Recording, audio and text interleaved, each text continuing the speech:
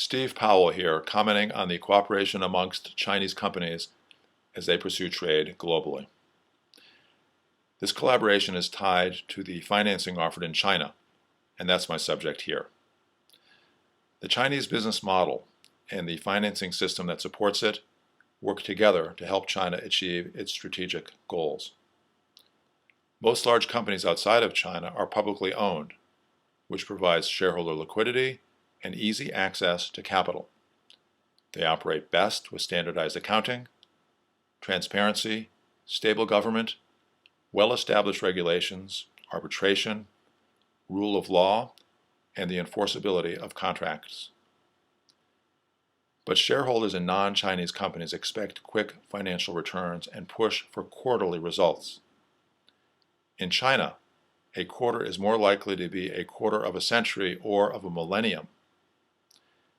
In his book on China, Henry Kissinger reminds us that the Chinese culture is so old that nobody is even sure when it started. So a century or a millennium might seem like an eternity to others, but are only fractions of China's long existence. Now, it is true that state-owned enterprises in China often have some public ownership. The resulting reporting requirements and financial disclosure pull back the curtain on these Chinese companies and provide welcomed transparency. But these Chinese companies answer to their government owners, not to their public shareholders. If you doubt this, find a state-owned company in China with some public ownership and try to wage a shareholder proxy fight to replace management or do a hostile takeover.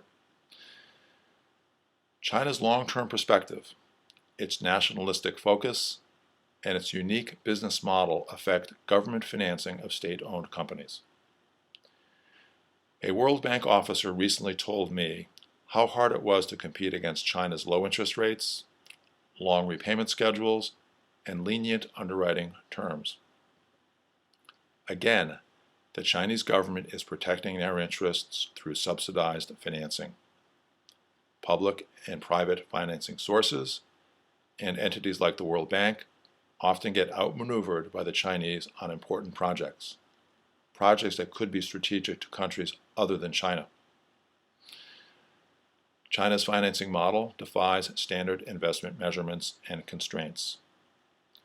While others do complex financial analyses, the Chinese take a holistic approach to control strategic assets. China has patient money, and lots of it. They finance projects around the world in mining, energy, agriculture, manufacturing that are in their national interests. Meanwhile, others look for quick financial returns and compete against China with more expensive money, no long-term strategy, and little support from their home governments. You can't argue with success.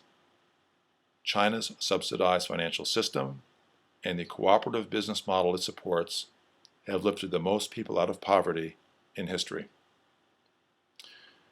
The traditional winner-take-all strategy with quick financial rewards now competes against the Chinese paradigm of cooperation, harmony, and long-term national interest.